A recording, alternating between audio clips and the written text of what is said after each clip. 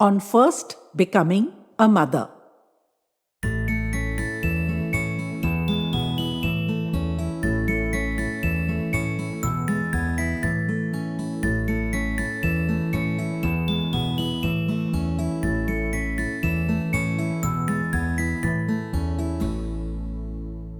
I was still surfacing layer by layer from a deep sleep, but the fear was already kicking in. Like a disc jockey at his console, ramping up the volume on the new number with one hand while sliding it down on the old one with the other. Another human life was so much responsibility. And a tiny, frail, helpless human life at that. She couldn't hold her head up yet, or focus her eyes, or control her limbs.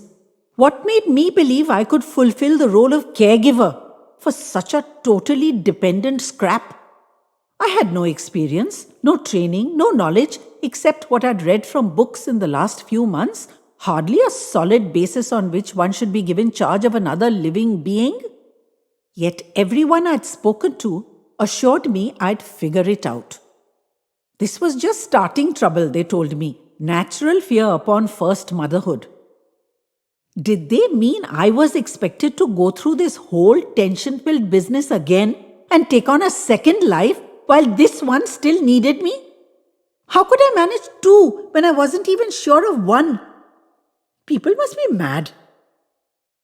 But the very thought of a second one had chased every last vestige of restfulness from my body. I was fully awake now and taut as a coiled spring from head to toe. My eyes were squeezed shut, hanging desperately onto the silence and unready yet to face the endlessly demanding creature. For such a tiny thing, she could set up a massive racket. I'd almost fallen apart the first time I'd witnessed it. It created a spiral of urgency, terror, and inadequacy in me. And I was suddenly all thumbs. I knew it was either an input issue or an output issue. Babies tend to have only those two, I've learnt very quickly. But I didn't trust my bumbling adult-sized hands to handle the delicate wave. Just thinking of that was making me panic. I took a few deep breaths, trying to rationalize my pounding heartbeat. I was surprised I hadn't woken up the sleeping child. It was certainly loud enough to be heard down the hospital corridor. I opened my eyes and cautiously reached for my specs on the unit next to my bed. I peered short-sightedly at the crib and almost screamed. It looked empty. My hands scrabbled for the glasses and I flung them onto my nose and looked again, and a wail flew out of my gaping mouth. It was empty. I slapped myself hard and stopped the wail mid-scream. I pulled off my specs and rubbed my eyes. This was a nightmare. I wasn't awake, I told myself. Someone had not just stolen my newborn baby, not even 2 days old yet, proving me to be as completely and impossibly incompetent as I feared I was. This was not happening. But the crib was still empty. No baby, only some rumpled bedclothes. My insides felt like mush as I tried to figure what to do, but I just couldn't think. No mother, no female relatives at hand to comfort or to guide. How was I to explain this to Guru and his family and our friends? No one just loses babies. Everyone called him Guru because he always had answers to everything. But I think even his legendary cool would abandon him if his wife told him she had somehow lost a 2-day-old baby from its crib as she slept on, blissfully unaware. I lunged for the nurse's bell and rang it about a dozen times. But I couldn't just sit there and wait for her arrival. I got up, intending to rush out and meet her on the way.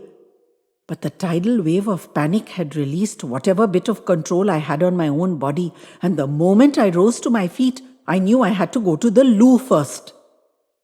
I was hiccuping and crying and hyperventilating. How could such a thing happen? It was only a short nap. Was I expected never to sleep again for the rest of my life, or at least till she was 18?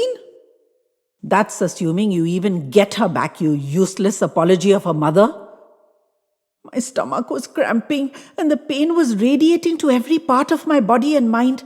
My feet were actually quivering on the pink tiled floor. I shouted, "Nurse! Sister!" every few seconds through the door, but a bit hopelessly. They were not known to be too responsive. I was angry and frantic and despairing and scared and 100 other things, all at the same time. "Sister!" I washed up and came out, checked the crib, still empty, and tore out of the room. I ran like a demented creature towards the nurse's station, yelling, "Sister! Sister!" It wasn't visiting hours yet, so there was no one around, but doors had started opening and people were looking out to see who this mad creature was, shrieking like a human siren passing along the empty corridors. My eyes slowly began to focus as the crazed dash drained the blood from my head, and I thought I saw Guru. I wasn't sure. The big window at the end of the corridor was behind him, and it was just a silhouette. But it looked like a Guru-shaped silhouette. I almost collapsed with both terror and relief. He knew what to do. He always knew. I stopped in my tracks and permitted the terrified tears I'd been trying to choke back to come rolling out unheeded. Guru was rushing towards me. I could hear him calling, "What's the matter, love?" But did I have the wit to reply? I was bawling madly. What a scene!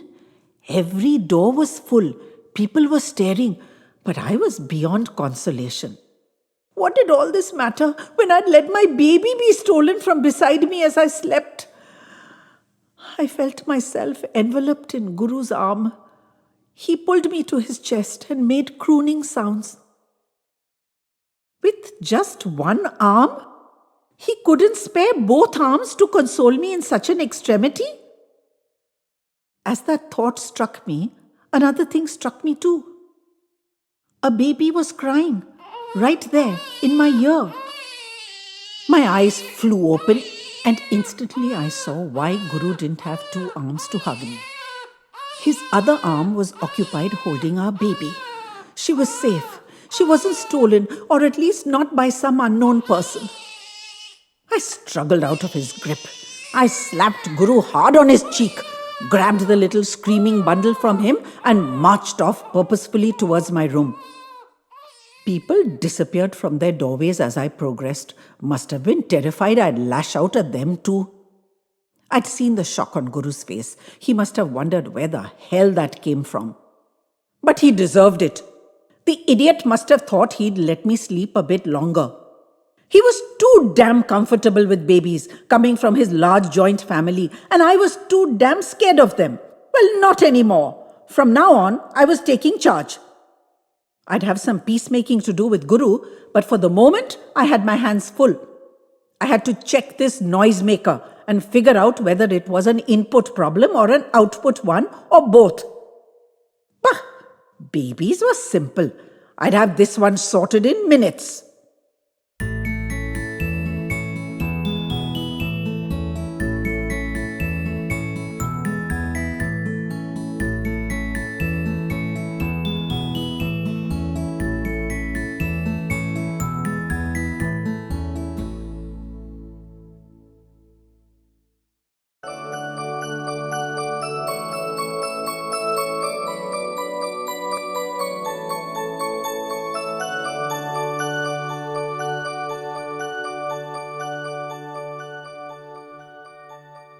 The Blue Chandelier.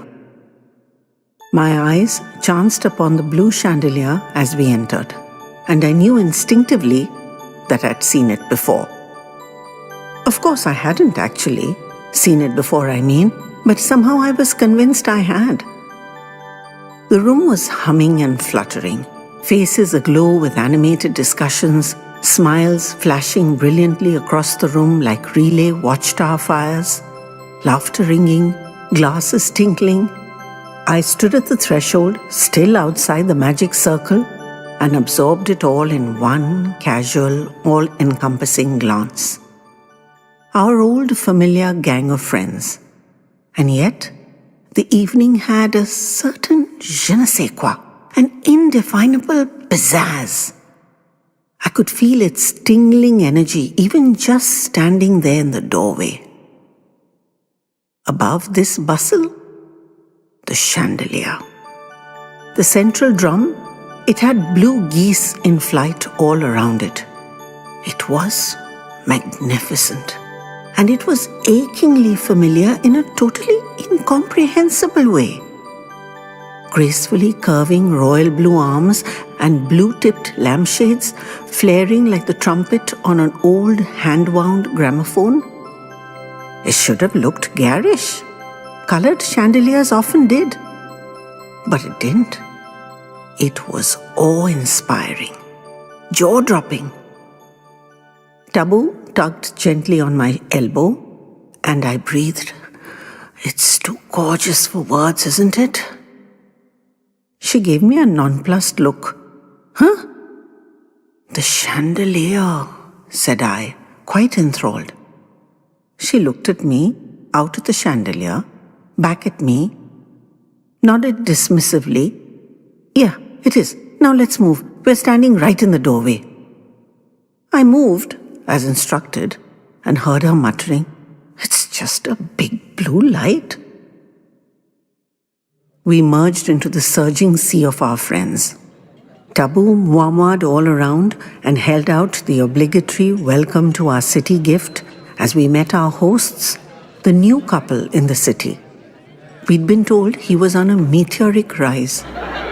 They'd just relocated here, but they were friends of friends. They looked nice enough, about our age or maybe a little older, people like us. In fact, I'd heard he'd grown up in Mumbai too, like I had. But there was too much of a hubbub to have a nostalgic "do you remember?"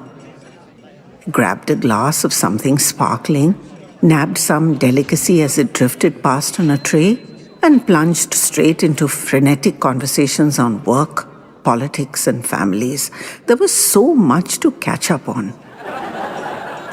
I moved around the room from one cluster of friends to another, circulating as it's called. I was drawn into the conversations, as always, let me not deny that. But above it all, from everywhere I stood or sat or sipped or nibbled, there was that big blue presence and the eeriest feeling of déjà vu. Though for the life of me, I couldn't imagine where I could have seen it. It drew my eyes relentlessly, no matter how diligently I tried to avoid it. Even if I turned my back on it, I would see it reflected in the window panes, the spectacles, and even the wine glass of the person I was talking to. There was no ignoring its presence. Others also commented on its imposing size and majesty, and the sheer incongruity of coming across something like that in one of our homes. That much was normal. I have to admit, my reaction was not. I was completely and utterly entranced by it. The evening was indeed a resounding success, as I'd predicted. The newbies were good people, charming hosts, without obviously trying too hard. That was always a guaranteed spoiler. There was something very simple and down-to-earth about them. Something that felt true, at least to me. I decided I liked them. They were friendly and gracious, and I took to them easily, and so did many others.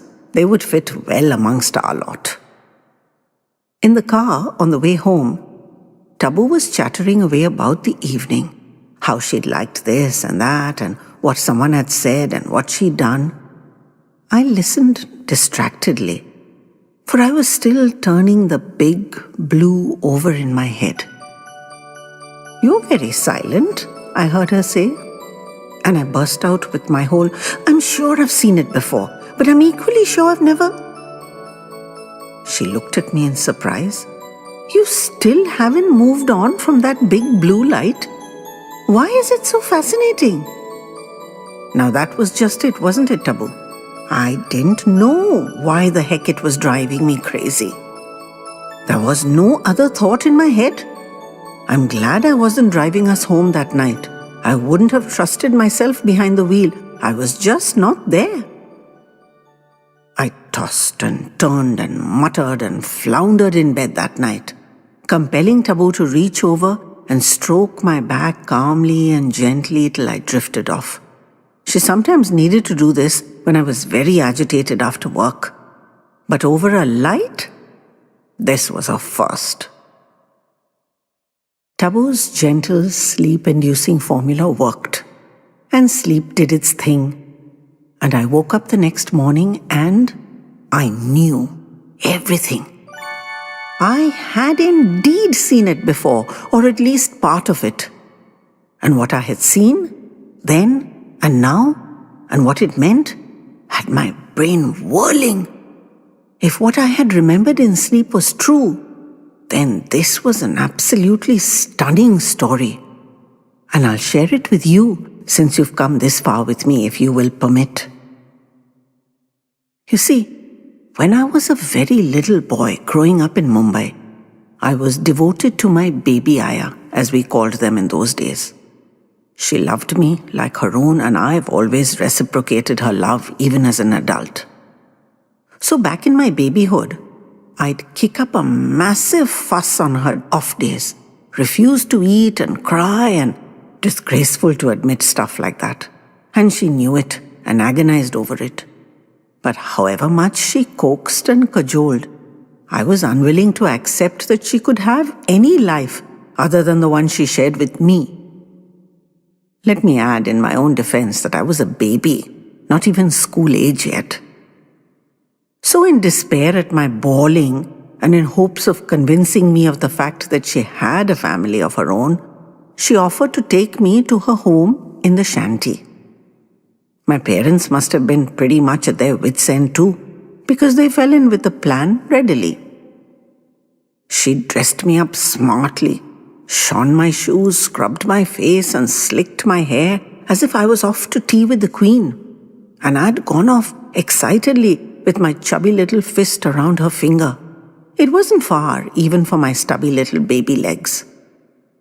The whole shanty had turned out to see this demigod whose praises she'd been singing to them. Embarrassing to even remember, let alone recount.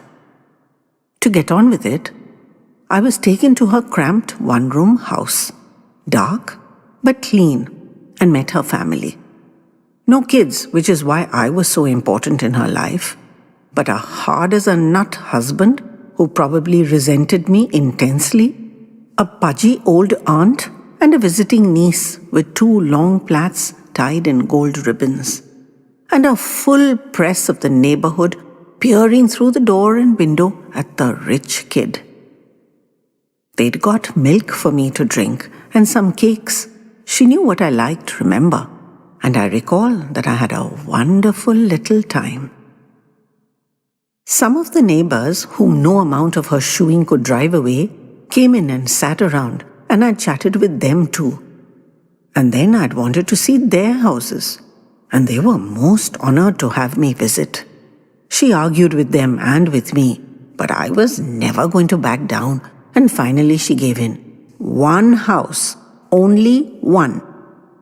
Immediately, a scrap broke out on the subject of whose it should be. Finally, they agreed, and I could see she approved of the choice. Holding on to her finger again, I joined the procession that wound its way through the narrow, twisting bylanes of the shanty. It must have been a regular Pied Piper scene. Kids were indeed running and skipping alongside as we marched. An advance party must have gone ahead to warn, as the mother was standing outside the house with her head covered and her hands folded together. A little boy, perhaps a bit older than myself, was hanging onto the end of her sari, looking bright-eyed and excited. My Aya and I were escorted in. A table had been set up with a steel tray and a small glass of milk, properly covered, and a packet of milk biscuits. And above this scene, shining almost irresponsibly, was a brilliant white drum of a light with blue geese in flight on it. That's where I'd seen it. And I was right. I had seen it and not seen it too. Because in that tiny room, there was place only for the central drum, not the full arms and crystal pendants and lamps. My memory surged back with full force. Sleep, the wonderful restorative, had cleaned out the intervening years and revived that exciting day for me as if it had been yesterday. I'd asked my ayah later why her house was so dark inside and why this one was so bright. And she told me this fabulous story about the family who lived there. That they used to be rich and had lovely clothes and lived in a house like ours. But bad things had happened to them and they lost all their money and beautiful things and had to come live near her in a house like hers. But the father was determined to earn back his riches, and he worked very hard and they lived frugally because he made them save every penny. And every night, over their simple dinner, he promised the family that one day they'd be wealthy again, and that until then, the beautiful light that he'd saved would serve as a symbol of the wonderful life they would certainly have again. And the mother, the little boy I'd seen, and a sister I don't remember, would swear to work towards his goal, all of them together. I used to love that story and would ask her to tell it to me over and over again and ask her how the family was, till at some point she said they'd left the shanty and she lost touch with him. And so did I, even at second hand. I don't know if I believed it to be a true story, even at age 4. But I loved it nevertheless. But perhaps it had been true. Then this, our host last night, must have been that little kid in his ragged khaki shorts and bare body whom I remember jumping excitedly at the lady's side. And it seemed the dad, or perhaps the meteoric rising sun, had kept that promise and revived the family's fortunes. Then the crystal drum, with its blue geese in flight, had played its part in keeping the dream alive when it could so easily have died. And if it had pride of place today in their home, it deserved that honor. You'll never convince me that they finally gave in and sold that magnificent blue chandelier to the highest bidder and salvaged what they could. I will never accept the possibility of that. Obviously, I can't go back and ask him, is what I remember true and are you he? Good thing there was no opportunity last night for that do you remember. We may have lived in the same city, but we wouldn't have shared the same world. And I can't tell this story to anyone, not even Taboo. It's his secret, to share or to conceal. So, I'm just going to swear you to secrecy. And for my part, I'm going to believe in a divine providence, a small, small world, and dreams really do come true.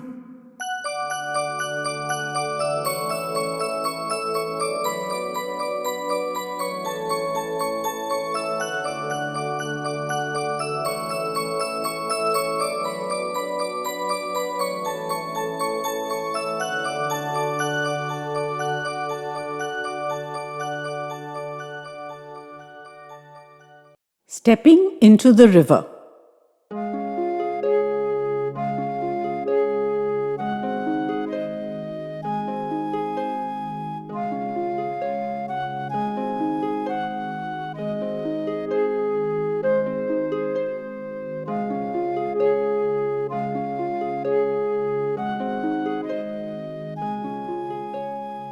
Birenda was my father's dearest friend. They'd been in school and college together and had remained bachelors for many years.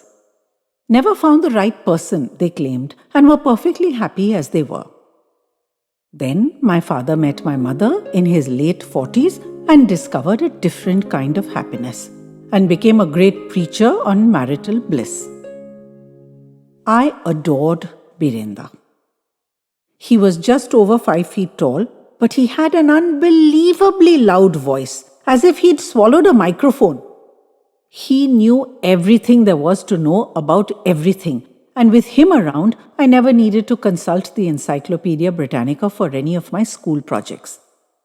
I told him all my little secrets and sorrows, and he understood me and counseled me. Not always wisely, but always passionately and with my best interests at heart, at least from his point of view. He was the towering figure of my childhood. We chatted often, in person and on the phone, which I had to hold at arm's length to avoid puncturing my eardrum with the sonic boom. And we exchanged confidential letters strictly outside the ambit of my parents' gaze. I loved him dearly. He was my best and closest friend, and I was the only child he ever had. Birenda and Baba had wanted to set the world at rights. They couldn't lay the table properly between them because they'd be so distracted by their inane arguments, and I'd have to check on their efforts after they finished. But they had these huge plans for curing the world of its ills. It's called Adda, and we Bengalis are famous for it. Ma and I would get drawn into these conferences, even when I was a little fellow. I had to prepare papers on all kinds of subjects, including, after a fall in school, the best surface for school playgrounds. I could even fabricate an ideal surface. For the mind should be without fear and the head held high. But the paper had to be logically presented. It would be seriously discussed, and just because I was 7 or 8 didn't mean they let me off lightly. When I was 9, Baba was posted to Delhi on work, and naturally Ma and I went with him. Birenda became terribly lonely, missing our Adda evenings together, and decided to seek companionship in marriage, especially if it could bring him the same completeness and joyfulness he'd witnessed in his friend. We all took to Charudi straight away, for she was a genuinely sweet person, intelligent and cultured, good-natured, talented, and most importantly, she accepted that our family was a vital part of Birenda's life and fitted herself tidily into that picture. She pampered and protected him, ensuring he ate a more varied diet and had his regular health checkups, wore his sweater in the chilly winters, and drank his Beler Sharbat in the blazing summers. He also looked to her every convenience and ensured she never lacked for anything either. Everything seemed good. Charudi declared that Birenda was always delighted to hear from me and looked forward eagerly to my letters and calls. But I wasn't so sure of it. He laughed and talked and asked me about my studies and friends, but there was no heart in it as there had been before. After his marriage, he'd become reserved and quiet and withdrawn from me. I felt excluded and was deeply hurt. I spoke to my parents about it, and my father admitted in tears that Birenda had indeed changed, but that I should be kind to him and not take it personally, for whatever the problem was, it was his problem, not mine. You didn't know the old Birenda, did you? The one who argued for hours with Baba or Ma or me about obscure subjects?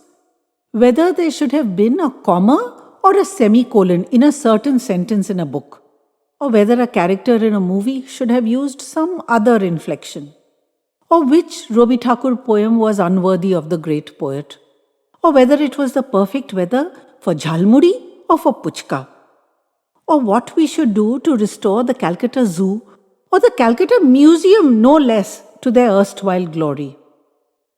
No topic had been too big or too small for his passionate attention.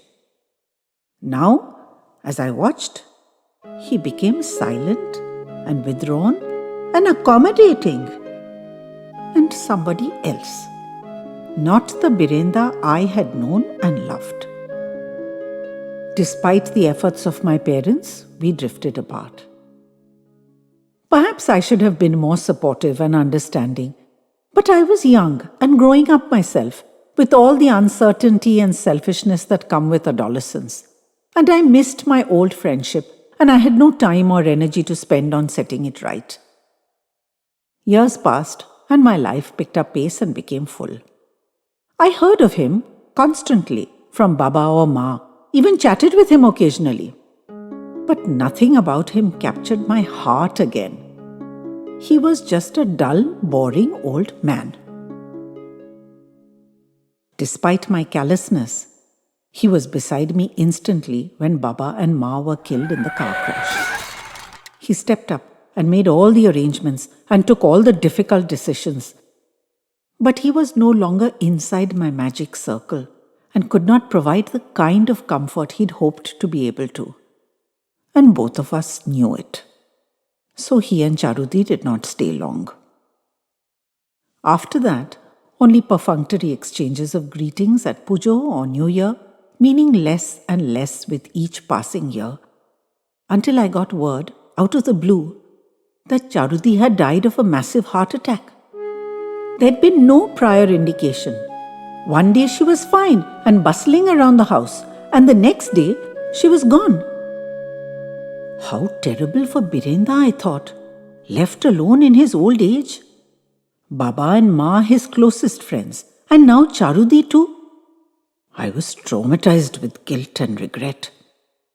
Birenda and Charudi had both been very kind to me when I was a child, Birenda especially, and I'd just let the relationship wither, completely die after Ma and Baba had passed. Even after I'd grown to manhood and should have known better. I took time off from work and went to Birenda. He had an ancestral house in a now unfashionable part of the city, and the two of us rattled around in its vast, high-ceilinged emptiness. It was a house I was deeply familiar with, and I had many cherished memories within its thick and ancient walls. Conversations turned naturally to my childhood, and to Baba and Ma, and to Charudi, and what a kindly soul she'd been. And how deeply we felt the lack of the three of them now. In those 2 weeks, I reconnected with Birenda. He was sad and distracted and had many funerary duties to perform. But he was also, in some indefinable way, switched on again. There was much that needed doing.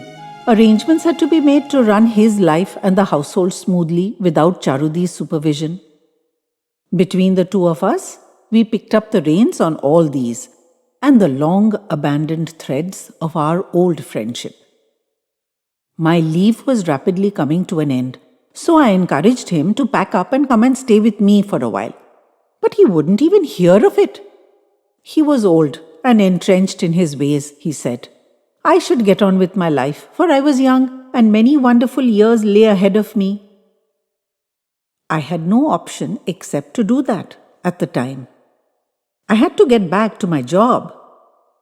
But I soon realized I was distinctly unhappy about it. I had seen glimpses of the old Birenda again, undimmed it seemed by age. And to just abandon him again seemed unconscionable. I phoned him every evening, and we had hour-long addas on the phone. It belatedly dawned on me that he must have hoped to have the same magical connection with his wife that Baba and Ma had had, and that not having it with Charudi, wonderful as she was, had broken his sweet sentimental heart. The tension of having to live every day with a failed dream and never letting anyone know had eaten him up from the inside out. He could put that tension down now, and I could already feel it releasing its chokehold on him. I made the decision surprisingly easily. I requested a transfer to the Calcutta office. I landed unannounced at his doorstep and rang the doorbell, suitcase in tow. The explosion of sunshine on his face made my secret shenanigans entirely worthwhile. We've settled smoothly into a routine. He believes he is in loco parentis, and I believe I am. which makes for some very interesting exchanges. He's every bit as passionate and argumentative as he was 20 years ago. And he's revived the full flower of the Adda spirit in me too. I have to admit, I'm thoroughly enjoying rediscovering the massive width and range of his intellect and passion. They say you can't step twice into the same river. I think I just did.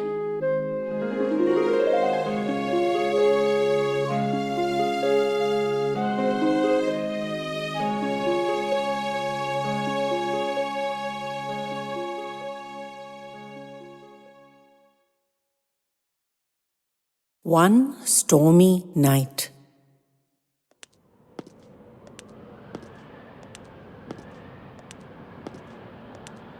He paced up and down the dimly lit front veranda.